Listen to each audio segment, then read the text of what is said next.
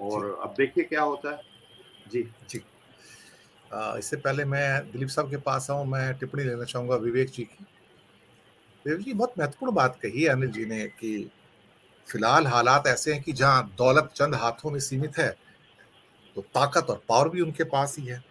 अगर ऐसा नहीं होता तो जो इनइक्वालिटी की रिपोर्ट ऑक्सफैम की आती है, तो उस ऑक्सफैम के सोर्सेज़ ही बैन कर दिए गए हैं, ड्राई अप कर दिए गए हैं कि तुमको बाहर से फंडिंग आती है, वही ड्राई अप कर दो, ताकि इस किस्म की खबरें ही ना पहुँचे कि इनइक्वालिटी बढ़ रही है। तो इनको भी कुचलने का कार्य सरकारें कर रही हैं।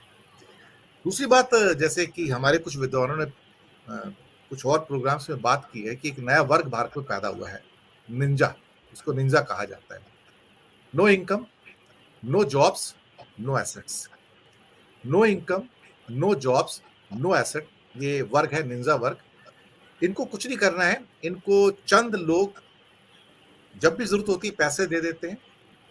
ये लोग मोटरसाइकिलों में निकलते हैं झंडे लेकर, ये नारे लगाते हैं, शाम को इनके खाने-पीने के सारे बंदोबस्त हो जाते हैं।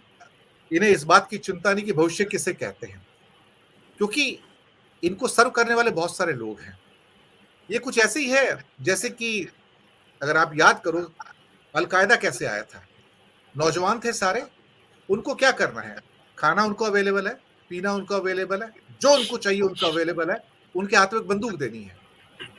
यहाँ पर उनके हाथ में तलवारें दी जा रही हैं और कई जगह पिस्तौल भी दी जा रही है, बंगाल में भी हमने देखा है। तो एक किस्म से रेडिकलाइजेशन या निंजा वर्ग जो पैदा हो रहा है, ये एक नया प्रारूप लेके पैदा हो रहा है।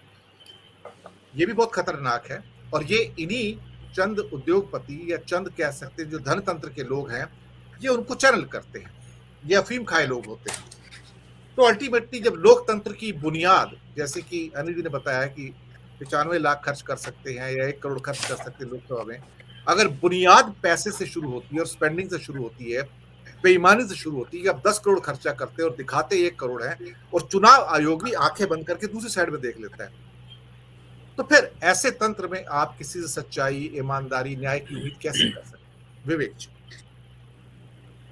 हाँ जी, दिनेश जी, एकदम आपने सही बताया है, इसी तरह से सब कुछ चल रहा है और पिछले 10 सालों में इसका चलन बहुत ज़्यादा इसलिए भी बढ़ गया है कि आप देखिए बीजेपी जो है वो पूरा संघ परिवार का जो इकोसिस्टम है, अ, ऐसे ही नहीं इनको कहा जाता, मराठी में कहते हैं कि भई ये भटजी शेठ जी की पार्टी है। भटजी यानी पृष्ठ जो जो पूजा करता है वो, और शेठ जी यानी शेठ जो है। हिंदी में शायद कुछ एक टर्म है इसके लिए भी, मैं भूल रहा हूँ।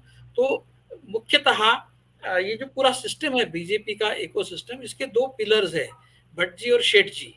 तो ब्राह्मीण यानी ब्राह्मणिकल सिस्टम और शेठ जी यानी पैसे वालों की सिस्टम। तो बिल्कुल लाज़मी है कि इस सिस्टम में इन्हीं 2 लोगों की चलती रहेगी। अ, तो जो इनका जो शेठ जी वाला सिस्टम है, जो पैसे सप्लाई करता है इनको, ये अभी ये बहुत पावरफुल हो गया है और कैपिटलिज्म का जो ओरिजिनल स्वरूप है, वो ये स्वरूप नहीं है। कैपिटलिज्म का जो ओरिजिनल स्वरूप है वो बिजनेस फॉर प्रॉफिट है, और बिजनेस फॉर प्रॉफिट जो है वो किसी धर्म विशेष के लिए काम करने वाली सिस्टम नहीं है। इनका जो सिस्टम है एक धर्म विशेष के लिए प्रॉफिट कमाने वाली शेठ जी वाली सिस्टम इनकी है। तो इनसे जो जुड़े हुए शेठ जी है वो इस बात से भी प्रेरित है कि वो किसी एक खास इकोसिस्टम के लिए काम करना चाहते हैं, और इसलिए इनसे जुड़े हुए शेठ जी जो है, सेठ लोग जो है बहुत ज्यादा संख्या में है। और हमारे समाज में ऐसी बिजनेस कम्युनिटीज भी है, मैं किसी एक बिजनेस कम्युनिटी का नाम नहीं लेना चाहता, बिजनेस कम्युनिटीज है जिसमें कई लोग ऐसे हैं जो इस इकोसिस्टम का खुद होकर पार्ट बनना चाहते हैं। ऐसा नहीं है कि उनको डरा धमका कर उसमें लाया गया है, वो बहुत नेचुरली अलाइंड है इस सिस्टम के साथ में।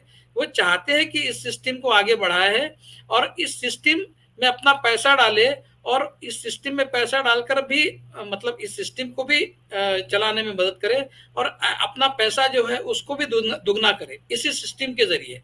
तो ऐसा दोनों तरफ से फायदे वाली बात करने वाली एक इकोसिस्टम का पार्ट ये बनना चाहते खुद होके, इनको जरूरी नहीं कि इनको डरा धमका कर इस सिस्टम का पार्ट बनाया जा रहा है, ये विलिंगली इस सिस्टम का पार्ट बन रहे हैं। एक तो एक नेचुरल इंक्लिनेशन उनका है, ऐसा एक जो कैपिटलिस्ट का वर्ग है जो इनसे बहुत नेचुरली जुड़ा हुआ है, ऐसा भी एक है। और दूसरा ऐसा एक कैपिटलिस्ट का वर्ग इनके साथ में जुड़ा है जो डर की वजह से, मतलब इस डर की वजह से कहीं इनके साथ में वो अलाइन ना हो तो उनको मुश्किलातों का सामना करना पड़ सकता है, इसलिए भी वो इस सिस्टम के साथ जुड़े हैं। उनकी मजबूरी है, उनको अपना धंधा चलाना है। मैं आपको उदाहरण दूंगा कि इतने सालों से मैं नागपुर में रहता हूँ, नागपुर में आरएसएस का हेडक्वार्टर है। मैंने कभी नहीं देखा कि आरएसएस के हेडक्वार्टर में टाटा फैमिली का कोई आया हो और आरएसएस चीफ के साथ में वो किसी अपने प्राइवेट मीटिंग में बैठा हो, 2-3 घंटे उसने गुजारे हो, नागपुर से चले जाने से पहले 2-3 घंटे वो आरएसएस चीफ के साथ बात कर रहा हो। रतन टाटा 3 बार कम से कम पिछले कुछ सालों में नागपुर आए हैं और आरएसएस के प्रमुख के साथ में उनका वार्तालाप हुआ है। ये हमने पहले क्यों नहीं देखा? मैं ये नहीं समझता कि टाटा जो उद्योग समूह है वो किसी भी तरह से कम्युनलाइज्ड है, मैं बिल्कुल नहीं मानता। वो बहुत सेक्युलर उद्योग समूह है और वो इस तरह का प्रेडेटरी उद्योग समूह भी नहीं है जिस तरह के प्रेडेटरी उद्योग समूह हमने पिछले 10 साल में आगे आते हुए देखे हैं। नहीं तो आज टाटा इस देश में नंबर 1 बना रहता, वो 6वें 7वें स्थान पे, 4थे 5वें स्थान पर नहीं जाता वो अगर इस तरह के प्रेडेटरी खेल खेलता, जिस तरह के प्रेडेटरी खेल कुछ उद्योग समूह हमारे यहाँ खेल रहे हैं, जो इस सरकार के और इस इकोसिस्टम के बहुत विलिंगली पार्टनर बन गए हैं।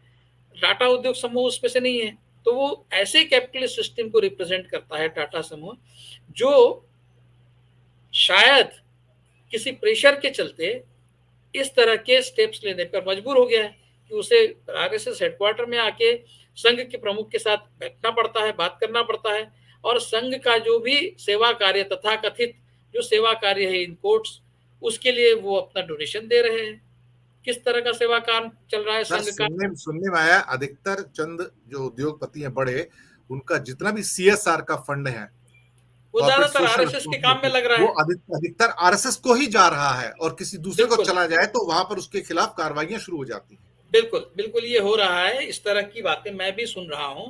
तो ये एक ही उदाहरण काफी है कि रतन टाटा नागपुर 3 बार आकर संघ के मुख्यालय में संघ के प्रमुख के साथ वार्तालाप करते हैं। ये इससे पहले तो कभी नहीं हुआ, उनको कभी नहीं करना पड़ा। वो तो कोई कम्युनल, वो ऐसा भी नहीं कि वो प्रो मुस्लिम उद्योग समूह है, ऐसा भी नहीं है। उनका जो कंट्रीब्यूशन है इस देश के लिए वो पाक साफ है, उसके बारे में कभी भी कोई दो राय नहीं थी कि भी ये कम्युनली ओरिएंटेड है।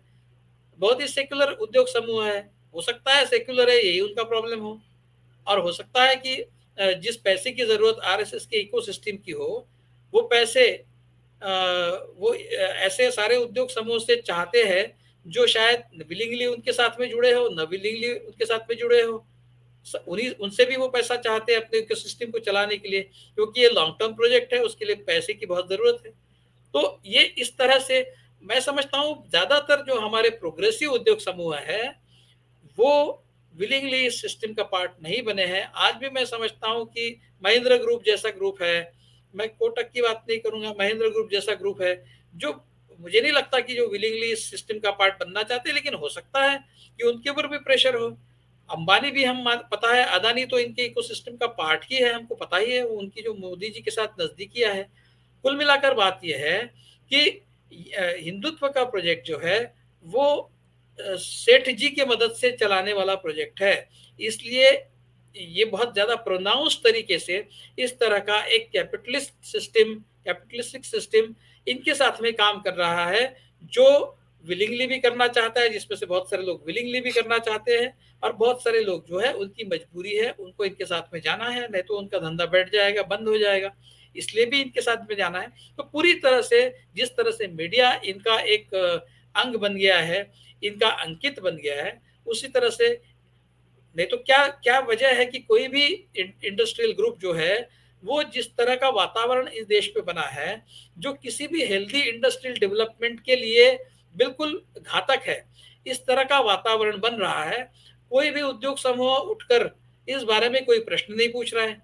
इसका प्रश्न अमेरिका में जब हमारी फाइनेंस मिनिस्टर जाती है, आज ही की खबर है, वहाँ के पत्रकार पूछते हैं, लेकिन हमारे उद्योग समूह जो है वो किसी भी तरह से सवाल पूछने में बिल्कुल नाकाम है, या फिर उनको डर है कि इस तरह का सवाल पूछा जाए तो उनको खदेड़ दिया जाएगा।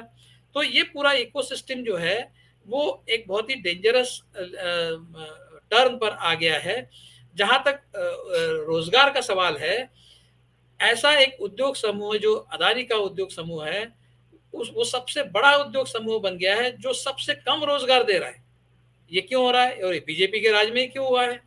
24,000 या 26,000 जहां तक मैं जानता हूं, इतने ही रोजगार पूरा अदानी उद्योग समूह जो विश्व का नंबर 2 का बन गया था, आज बात अलग है कि आज 24वें नंबर पर फिर से वापस चला गया है, लेकिन इतनी सारी इंफ्रास्ट्रक्चर प्रोजेक्ट्स जिसके हाथ में दे दिए गए हो, चाहे पोर्ट्स हो, एयरपोर्ट्स हो, चाहे सड़क परियोजनाएं हो, ये सारे उनके पास चले गए हैं। उसके बावजूद वो एम्प्लॉयमेंट कितना जनरेट कर रहे हैं? सिर्फ 24,000। और आप देखिए विप्रो, देखिए आप इन्फोसिस देखिए, वो लाखों की तादाद में एम्प्लॉय करते हैं, जो कि अदानी के कंपैरिजन में बहुत ही फाइनेंशियली बहुत पीछे है। टाटा का उद्योग समूह देख लीजिए आप। तो ये सारी जो बातें हो रही है, ये एक प्रोजेक्ट के तहत, जो एक बड़ा प्रोजेक्ट है, जो हिंदुत्व का प्रोजेक्ट है, उसको चलाने के लिए सब कुछ हो रहा है। ये बहुत अनफॉर्चुनेट है।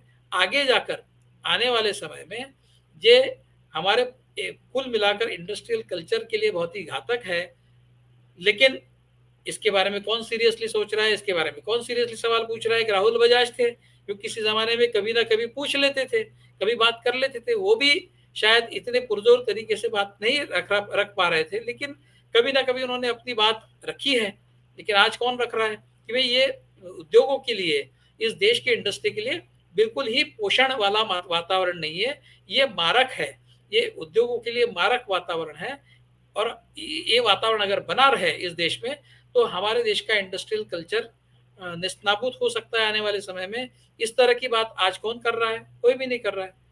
और जहां तक एम्प्लॉयमेंट का सवाल है, एक बहुत महत्वपूर्ण बात मैं कह के अपनी बात खत्म करूंगा, कि जहां लाभार्थी पॉलिटिक्स को बहुत बड़े पैमाने पर अनरोल किया गया हो, रोल आउट किया गया हो, जहां पर मुझे चिंता नहीं है कि मुझे रोजगार मिले ना मिले, क्योंकि मुझे 100 रुपए में पूरे महीने भर का खाना मिल रहा है, तो मुझे चिंता ही नहीं। कौन काम करना चाहेगा? कौन काम करना चाहेगा अगर पूरे महीने भर में उसको फुकट में घर भी रहने के लिए मिल रहा है, उसको खाना भी मिल रहा है? तो किसको जरूरत है एम्प्लॉयमेंट की? मैं तो आराम से बैठ के एंजॉय करूंगा, फुकट में खाना खाऊंगा और काम करने की जरूरत नहीं है। इस तरह का एक वातावरण बनाने की कोशिश की जा रही है, जहां पर आप बहुत ही विलिंगली इस सिस्टम का पार्ट बनेंगे और कोई कंप्लेंट नहीं रहेगी। इसलिए मैं ये भी कहता हूं कि इस सरकार के खिलाफ अनएम्प्लॉयमेंट और महंगाई, ये मुद्दा कभी नहीं हो सकते। इन मुद्दों पर आप आगे ले जाएंगे तो आपको कोई फायदा नहीं होगा, क्योंकि किसी को इसकी पड़ी नहीं है। ज्यादातर 80%, 80 करोड़ लोग इस देश में आराम से बैठकर खा रहे हैं, उनको फुकट में दिया जा रहा है, तो उनको कोई प्रॉब्लम नहीं है अनएम्प्लॉयमेंट हो। और जहां तक अनएम्प्लॉयड यूथ की बात है, आपने तो पहले ही कह दिया, वो फूड सोल्जर्स बनने के लिए तैयार हैं। उनके लिए बहुत बहुत सारी अपॉर्चुनिटीज है, जहां बैठकर उनको खाना पीना मिल सकता है और एक ऐसा काम मिल सकता है जो सरकार का आउटसोर्स किया गया काम हो। तो क्या प्रॉब्लम है? तो ये पूरा कुल मिलाकर एक बहुत ही डेंजरस मोड पर आ गया है। हम इसके परिणाम आगे जाकर देखेंगे कितने और खराब होंगे, लेकिन किसी को कुछ पड़ी नहीं है। ये आज की स्थिति है।